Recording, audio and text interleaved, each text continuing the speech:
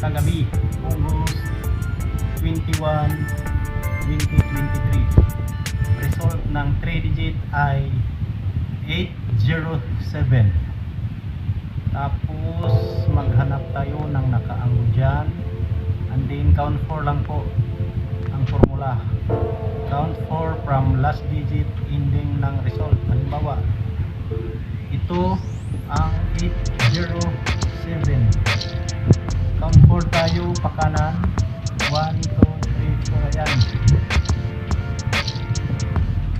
Pwede nating tayaan itong 932. Maganda to kasi kabilaan makukuha 923. Ayan o. Tapos kung pataas naman 807, 1, 2, 3, 4. Ayan. Kuha pa rin ang 923. 932. Maganda to. Tapos kapag dito naman 807, ito 1, 2, 3, 4. Kuha pa rin ang 923. Baka lulusot to mamaya, mananalo tayo. Tapos pag dito naman sa kabila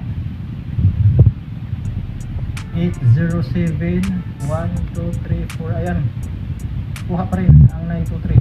932. Ayan. Tapos dito, ayan, 807, 1, 2, 3. Ito 807, 1, 2, 3, 4. Ayan, kuha pa rin siya kahit dito 807, 1, 2, 3, 4. Ayan, 923, 932. Ayan, sa ano lang, sa may kursunada, baka susunod ito sa ating guide, manalo tayo kahit kunti lang. Kapag lumabas na yan, isang beses lang, hindi na tayo magbilang para tataya ng 5 PM or evening row. Kung hindi lalabas sa 5 PM, pwede yan sa evening row.